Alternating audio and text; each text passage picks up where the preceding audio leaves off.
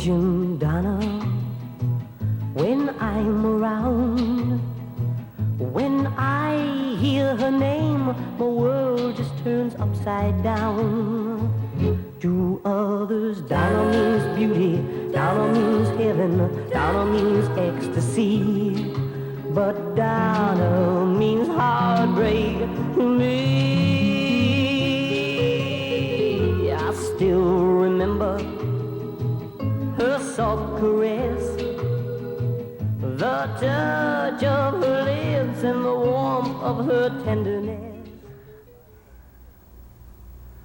It's interesting. Hi, I'm Art Fein. It's Art Fein's Poker Party coming to you from Hollywood with a very special guest. Second time in, first time in a long time, Mr. Paul Hampton. Good Paul, to see you. welcome to the show.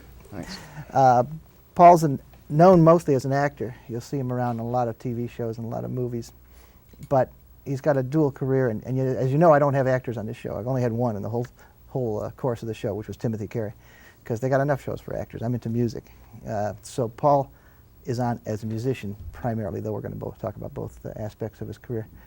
Not a musician so much as a songwriter. Paul wrote with Hal David, Sea of Heartbreak, which was a gigantic hit. Was it 60 or? Yeah, something like that. But for Don Gibson and numerous other people have covered it. Coming into the show, you heard Donna Means Heartbreak, which is a great song by Gene Pitney. Was that a Hal David also? You and Hal? Yep. And lots of great stuff, including My Mother the Car, with another great Hampton composition. Actually, which I overdubbed 8 times and called myself Albuquerque and had an offer for the group to travel on the road. Is that right? Yeah. So was there a single of it? Yeah, Sammy Davis. He did. Cut it, yeah. His little girl saw it one day, saw the little bouncing ball, and she said, "Oh, that's nice." So he said, my little girl came to me one day, and I never met Sammy. It was very exciting to meet him. So I guess that's the power of children, singing songs to their fathers. We don't have a lot of time for this show because Yeah. we got some really interesting roll-ins of your singing some new compositions. So I want to try and do my version of your history and see what we can get out of it. We see in movies. You were in Lady Sings the Blues. You're a bad guy a lot of the time, aren't you? With a bad guy with a certain kind of humanity, yeah. So you were the guy that turned around to dope and just wrecked her whole life. Well, I sold her the fact that maybe the dope would help her and make her more talented, which I actually thought it myself for some time would happen. Doesn't work out that way. Actually, that role as a bad guy who does bad things to Diana Ross, a.k.a. Billie Holiday, that was a little too realistic to one viewer, right? The guy in Chicago? Yeah, it was. Actually, epiphany is an interesting word. It's a moment that changes your life forever. We're walking down the street, and I think it is. I don't know, but I think it is. Walking down the street, and the guy drives by, and it's a big long Cadillac in the sunroof. This is 1973 or so, or 4 in doing Chicago, Michigan Avenue. I'm walking with a guy from Paramount, doing some publicity. And so the car is following us. We're looking behind us, and I said, "Just keep walking. No, there's no problem. Nothing's going to happen." And sure enough, the car stops, and the guy, sunroof comes back, and monster guy makes Hulk Hogan look small, comes out, and he points a .357 Magnum at us, and he says, "I ought to blow you away for what you did to Diana Ross." And I said, "Hey, listen, man, just depart. Wow. I surrendered, no problem." So I walked away, and I said, "You know what? This is something that I have to really reconsider." And I really believe that one incident really made me sort of like shrink back from a lot of things. I don't know why. Gave you a little humility? A lot. Yeah. And which is rare in an actor, by the way. In my case, it was a big problem with me. Humility. I was ready to believe you choke on humble pie, but I turned around real quick from that thinking. So that was Lady Sings the Blues. There was, that other movie, Hit, that was out right around that same time. Yes. It's really a good one, and it doesn't show up much. I'm looking for it on TV, but I know. I was wondering why it didn't show up much, but it's a fine film. A little gem, little caper thing. It was fun. And in the last few years, there was the TNT movie. Never Forget, about the Holocaust, about the man, Mermelstein, who took his family up, who had lost his family at Auschwitz, and he decided that he would take head on these people who claim the Holocaust never happened, the revisionists. And so and you played a bad guy. I played again. the attorney. Well, he wasn't actually a bad guy any more than the lawyers, in any trial, or the bad guys that are defending. I mean, they're out there to win. He was out there to win at any cost, and so it had its weight. So that's some of the acting tidbits. But I Yes. want to talk a little about the songwriting thing because I really love your music. That was a song of yours. I got turned on to the Hampton phenomenon back in early '70s when I saw this album, which you probably won't see because it's not widely available. Which is to say, it's not available at all. It may be again. Producer Bob Johnston, who produced Nashville Skyline, and he produced Boy Named Sue for Johnny Cash. Huh? Well, what intrigued me about this at the time was the title, which you can't see, which is Rest Home for Children. By the way, prior to that, there was this album, but I don't like this one as much, but I'll give you a shot at it for a second. This is on Barnaby Records, Andy Williams' label. Okay. The Rest Home for Children album absolutely slayed me when I heard it, and I became like a devotee of your humor and your music. Not knowing about this whole past with Sea of Heartbreak and kind of cool rock songs in the 60s. This is the early 70s, and it was a dynamite record. Strange, very strange record. And I made it my kind of mission, since I knew you were around Los Angeles, to run into you sooner or later, which I finally did at Farmers Market. Yeah, we did. Oh, you also wrote Gene Vincent's song, didn't you? Yeah, Crazy Times. Crazy Times. One of the first rockabilly songs, as a matter of fact. Yeah. We didn't call it rockabilly. We just thought it was a song. You know, we didn't know what it was. Was that with Hal David too? No, I wrote it with Burt Bacharach, actually. So I ran into you, and so that's kind of one of my minor obsessions is the second Hampton album because I really enjoy it a lot. Obscure albums. And play it for people. But you have told me that you know of a little network of people who are really wild about this album, right? Well, there was doctors or something like that. I don't know. I think it was interesting how I met Tom Waits through you. You'd given this to Tom, I think. Yeah. And you gave it to Tom, and it sort of Tom led me in. You know, I mean, I came into that world and through this. It was Bob Johnson, who produced it, is now starting a new label, and they want to reactivate. They're going to take the master and re-release it through BMG, which I think is interesting. But it's I met Bobby Lamb from Chicago from this. It was a song on there called "Truck of Age." Hit her in the crosswalk. Yeah. You might say she got trampled by the march of time, you know, etc. So. Cool. By the way, we're going to talk more about past and present and future Hampton music, but let's take a listen to one right now. I don't remember which first song we queued up. The sound might be a little off on this since it was recorded in a living room. Yes. With the camera on the piano. You can test. Live from Leonard's. Live from Leonard's. Do you remember which first song it was? I think it was Really Love Your Really Love Your Music, yeah. Okay, let's listen to Paul at the piano, tickling the ivories. With a different persona than you see here. With a different persona, which is a very interesting persona. Let's take a look at the first one. I wanted to read to you. So I guess this girl was sitting in a drugstore or something, but she wrote this song to me, which I've kept because it keeps me going. It's these kinds of outpouring of, and I don't use that word idly, outpouring. I mean, it is. I mean, somebody takes the time to write on a napkin and put it in an envelope, hold it up and send it to you. Then they must feel something, and you must be reaching them.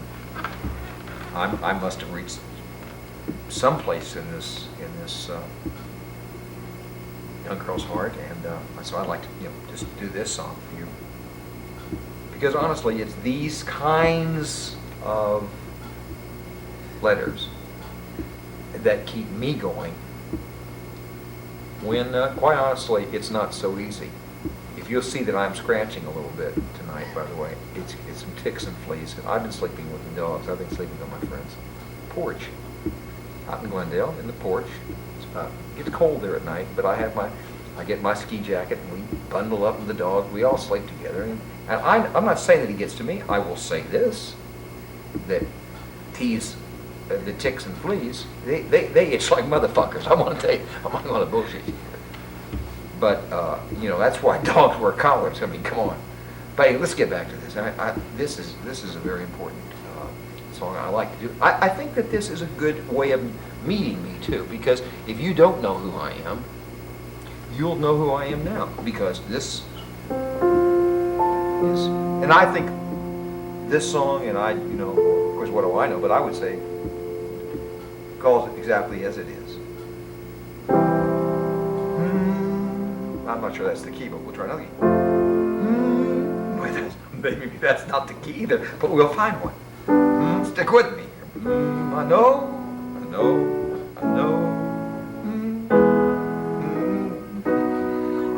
I'm sorry, but sometimes not many performers will come to the stage and search in front of you for their key. It's not like this is so rehearsed. Let's just try this one. I know that no one knows you. Well, I'm a lot like you, she writes. I come from San Diego, and I am lonely too. I'd like to start your fan club if you don't have one already. I saw you at the water skiers convention at Lake Tahoe. I wanted to come up to you, but I knew that you were busy. And I've been waiting all this time to tell you what's been on my mind. I really love your music. I really love your smile. I really love your music. 'Cause we're both a little a style. Mr. Paul, you're so out there. You strip all the shit away. And if I grew you in my backyard, I'd be wiped out every day. Hey, hey, I'd be wiped out every day. She grew me in my backyard to be wiped out, to be wiped out. You grew me in your backyard to be wiped out, to be wiped out. You be wiped out every day. I really love, she writes, your music. Thank you. I want to thank Linda and her friend Judy and all that for sending that to me. That's who I am, a guy that just does music. Okay, so Paul, that's a little part of your current performing persona, which is the struggling songwriter living on couches. Well, it was just an experiment. Yeah. It was just an experiment, just to try that. I'm not sure I'll stick with that, but for that night, that's what we did that night. It's ever changing. It's an ever changing. It's an evolving kind of thing. Fine thing. All right, well, let me go way back to the start. You're from Oklahoma City, and you somehow got to New York City into Tin Pan Alley. Mm-hmm. How'd you make that jump? Through a blind date. I had a blind date with a young woman whose mother was a famous silent screen star, Carmel Myers, and she introduced me to someone that she knew at Paramount Music, and I Is this out here? no, in New York. Well, And you went to college. the Dartmouth, yeah, Dartmouth. Vox Clematis in Deserto, and I have been crying out from the same desert ever since. That's what it means? That's yeah, the Vox slogan? Clematis in Deserto. I really had to take that to heart, you know. I mean, it was something, I said, what did that mean in Latin? And it's just now I really realized what it really truly means. So the girl's mother took you to... It took me to be introduced to it, because I was just playing a song that night for you know, sort of hoping that, you know, it'd be sort of a nice impression, leave out a nice impression. Serenade outside her window kind of thing? Sort of, yeah. And so it just opened the door, and when the door came, I just went in. And actually, it led me farther than I thought it was, because I was, you know, here I was in my second year in college, and then the next thing I found myself on the Ed Sullivan Show. I cannot tell you how that happened, but it just happened. It just Well, this is when you had your own record out. Yeah, I started recording for Columbia Records right at that time with Mitch Miller when he was there. Wait a second. Mitch Miller countenanced the... you had not yet done Slam Bam, Thank You Man. No, that was our first record. That record. That was? That was the first record that was ever banned. Actually, it's in the library. It's on this floor of the Senate. They took it. It was the first obscene record. Because in my Buddy Holly box set, I was reading a New York Times thing from 1957, 8, something like that, about Buddy Holly, and in it they mentioned not a horrible record like this Paul Hampton abomination called Slam Bam Thank You Man with its filthy lyrics and blah, blah, blah. And I thought, that's my friend Paul, but yeah. It actually was that isn't the record you did on Sullivan, though. No, I actually, no, they didn't. Well, obviously they wouldn't do it on Sullivan. Right. They said you can't do that because that's. I didn't know. I mean, there was a great innocence at that time in this country. I know a lot of people find that hard to believe, but there was. Yeah. You didn't think, you know. So it's always not the old rabbit joke. And I said, oh yeah, I don't know about the rabbit joke, but it was and Otis Blackwell, who wrote Fever and All Shook Up and Great Balls of Fire and you know. So he was Don't Be Cruel. He was my mentor, and he would stand like he did with Elvis on the other side of the microphone, and he would sing the song, and you would follow him, Is that right? and he would mouth him, and he would say, "Slam, bam, thank you, ma'am," and you'd copy him. So oh, you hold to me like you do, I can't lie. It sure feels good for such luck. I knock on wood, slam, bam. Thank you, ma'am, and that was the deal. I said, hey, man, I have talent now. This is exciting. And all of a sudden, I found an energy I never had before. Wow. And anyway. But anyway, so that was not. Tell me about the And never found since. The Sullivan Show experience is pretty funny. Yeah. Well, I guess it wasn't at the time. It was a big, you know, it's interesting. Life sometimes, you always feel like a diver. You know, that song Ark of the Diver is a true, brilliant song, because it really is. Every time you go out there, you know, you just, you know, you're prepared. That's what you are in life. You're a diver. You get out there, and when it's ready to dive, you take the dive. Well, I go out, and they say, Mr. Hampton, we're awfully sorry, but this piano that you're, you know, obviously I had rehearsed, and we were going to the nice little set with the piano. Yeah.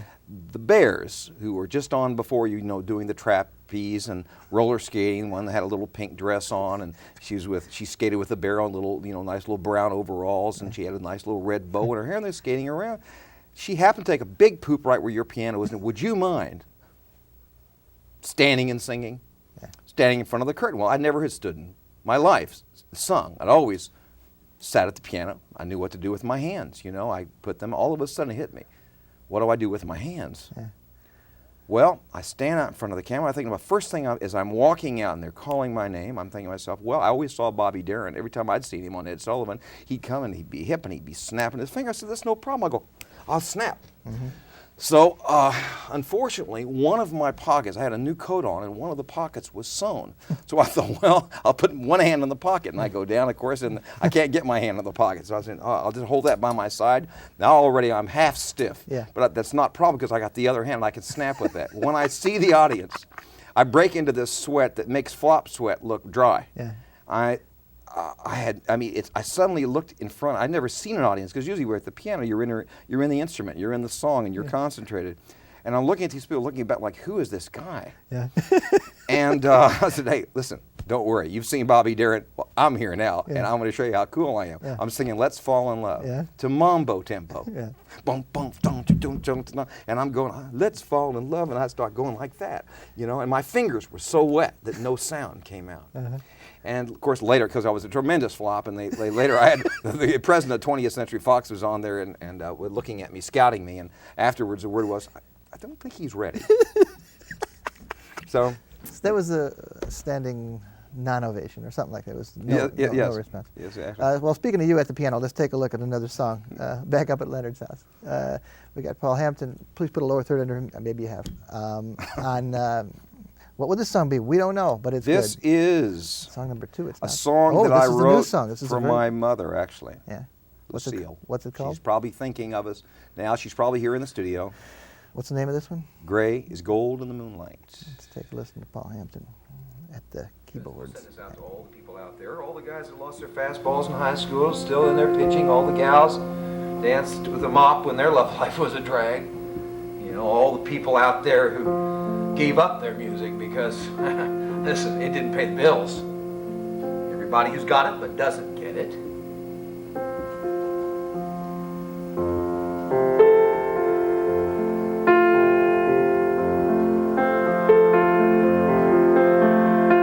Sometimes an angel will come down from heaven, sit on my shoulder as I go along my way.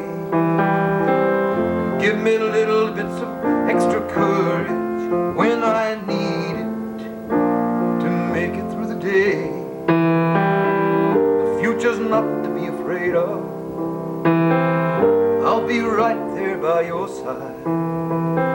Thus from above, heaven shines down its love on you alone tonight. Suddenly all is right. What seems dim is bright. Behold, gray as gold in the moonlight. Sometimes my survival is the question. Healing whispers echo in my ear. Instead of letting dreams you've lost consume, just release them.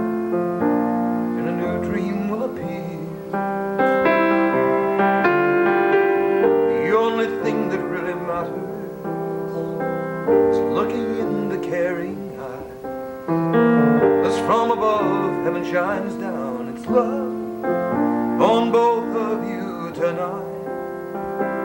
Suddenly all is right. What seems dim is bright. Behold, gray is gold in the moonlight.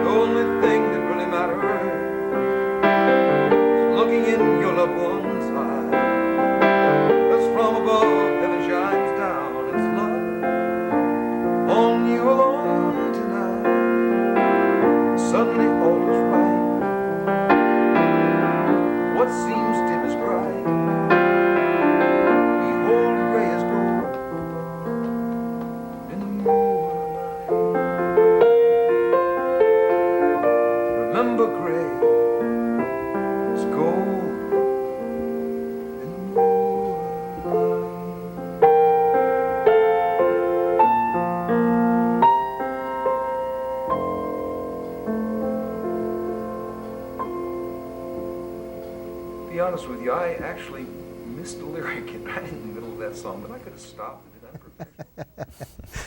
It's great. It was really great. I know another person's recording that song right now, but you got a good version there, boy. That's a great song. Yeah, yeah, thanks. It's really exciting, that song, is in the sense of what's happening, what you and I know about that. It's interesting because the feel of that song is so, it's when you're at I tried to make cut a track in Nashville, and we cut a track, beautiful orchestrated track. It's a really good track, and then I sang, and it, like, all of a sudden I started singing it, and I noticed that in this the feel was right there. You can lose a feel so often on a song if you. But you have actually done piano bar kind of stuff now and then. I know. Well, actually, if there's parties and stuff, you just sit down and do that kind of. Yeah, I'm better that way. I think. I mean, at least I'm just the best I can be. I mean, in terms of putting it out there. You have a tendency. I always have a tendency. It's like actors have a tendency to act. Yeah. You're out there, and now we have to act. Okay, I'm jumping all around time periods, but I'm curious about the past, about hooking up with Bacharach and David. Were you part of the Brill Building scene, or you just happened with those guys? I was really part of the Brill Building scene. Yeah, a very huge part of it. I'm used to. Yeah, that's another story. That's another show, actually. But there's a lot of songs. You got a lot of songs in your catalog, and a lot of really good ones, and a lot of them are reverting to you, I guess, after the 28-year thing. Hopefully.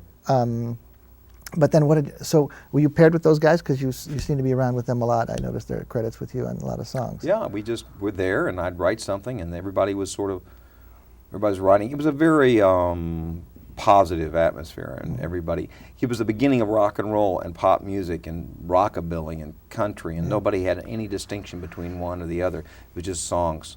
I had Clyde McPhatter and Drifters cut a song of mine. Same time, same place, tomorrow night. I wrote it with a guy that by the name of Joe. Yeah, I know who you mean too.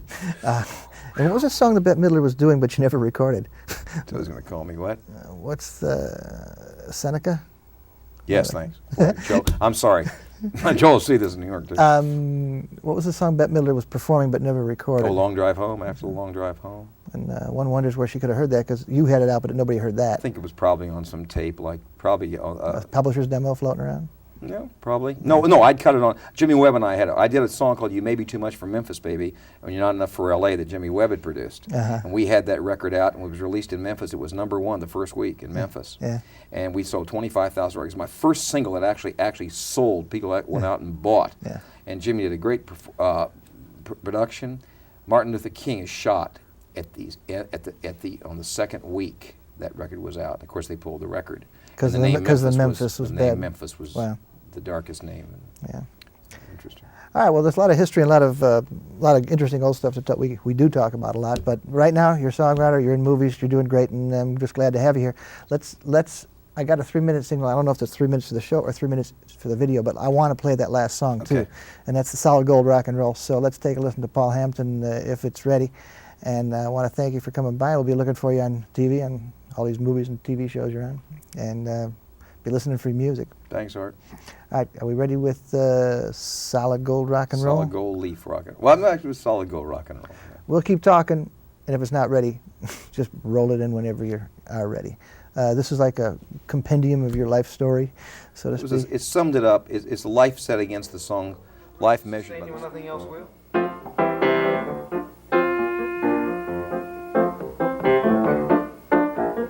4 chords, that's all we need. 4 chords is all we ever needed. They used to be these chords.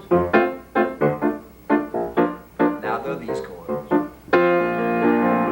To the sound of the bomb, I made my first love. Them tears of a clown fit like a glove. I lost it and found on Blueberry Hill. Solid gold, rock and roll, lift you up when nothing else will.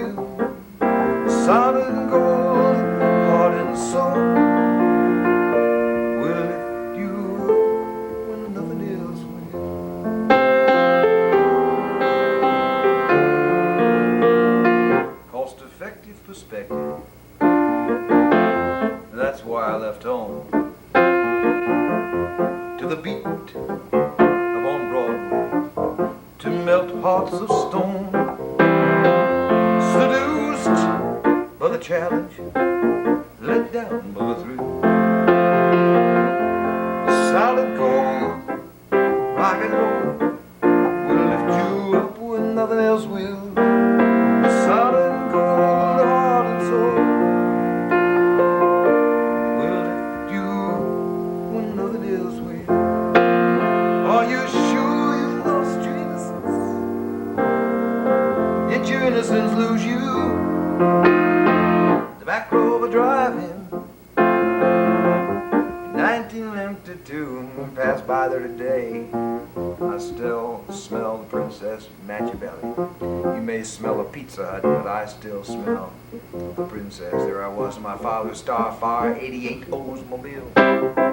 Hell, that's what I had. Starfire. Starfire.